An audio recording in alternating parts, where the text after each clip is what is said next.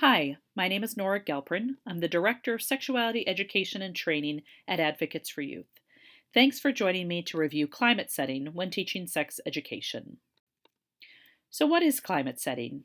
We know it's really around setting the tone and the context to prime your learners for effective instruction. It's super important when it comes to sexuality education. We know that oftentimes our students walk into the classroom really uncomfortable, very anxious. A lot of them have never had exposure to learning about sexuality, and even those that are super excited about it often have a tendency to share way too much in the classroom. We know it can be really helpful to set the climate because it can increase rapport between you and your learners. It can also help to build trust between students. We also know that it can really create clear expectations for how students can behave in the classroom and how those behaviors will be managed. We also know that you can use your physical space, even just how you set up your classroom, your desks, and your chairs to create more safety for your learners, and it gives you more credibility as the educator. So, what can we do? There's some pretty basic techniques that most sexuality educators find are super helpful with instruction. I'm going to go over some of them in greater detail in just a minute, but let me list them here now.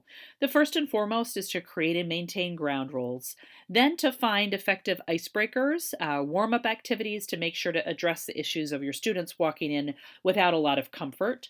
Also, to provide an opportunity for students to anonymously or privately share their gender pronouns, and then to ensure using those for the rest of your time together. To create a parking lot and to make sure to manage all of the issues that come up when you're teaching effectively. And lastly, to give trigger warnings because we know that there are many students that have experienced and survived trauma, and some of the topics that we may cover could bring up really scary feelings or re traumatize students if we don't give them a warning about that and give them a chance to create a safety plan.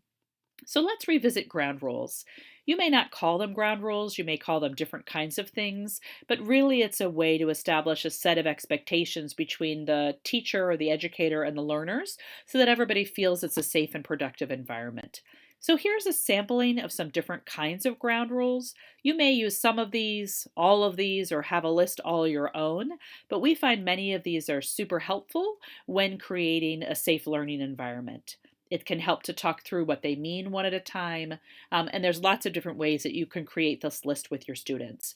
Some ways you can do that are to do something as simple as brainstorm them together at the start of your class or your unit.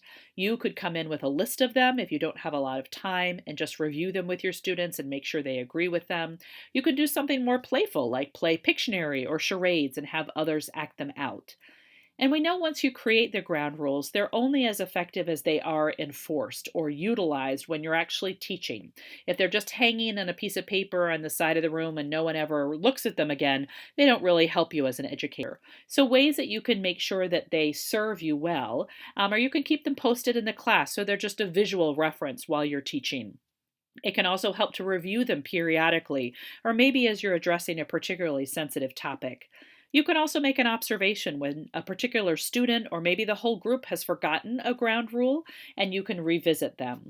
It can also really help to have the class decide what a consequence would be as opposed to you as the educator. So you can step out of that role of being disciplinarian, and your students will take over more ownership of their own learning environment. Let's also revisit introductions and how important those are. Something as simple as having your students pronounce their names and the preferred names they would like to be called versus those you're given on the roster can be really, really helpful. Also, to provide students with an anonymous and voluntary way to share their gender pronouns can be really helpful so that you don't misgender anyone by mistake. You can use something like simple having the students share one unique thing about themselves. Maybe they can pair up and do an interview with another student and then introduce each other, or find a fun name game that you can use on the first day of class or the first time that you're all meeting. All of those are great ways to start to get to know your students and have them get to know each other. Lastly, it's really important to figure out a way to use a parking lot, which can be a simple piece of paper or a section of your whiteboard where you devote space to parking items as they come up, questions you don't have a chance to answer, or maybe don't know the answer to, or issues you want to explore more or find out more information and bring it back to them.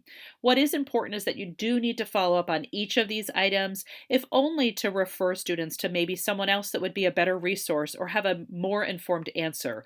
That could be the school counselor, a health healthcare provider, or even someone like a parent or a caregiver. It also can give you a time to check in with your supervisor. Sometimes we get asked questions that we're not sure whether we can answer them, whether it's appropriate for us to answer them at the grade level that we're teaching. So it can give you a way to check in with someone else to make sure that what you're doing in the classroom follows your curriculum guidelines and your district and state policies. So just to review, we talked about the importance of setting climates when teaching sexuality education in order to maximize learning. We talked about that there are lots of strategies that you can use. In particular, we focused on these three: using ground rules, the importance of learning names and using the appropriate names, and then also ways to use a parking lot. I hope this has been a helpful review for you. Thanks so much for joining us.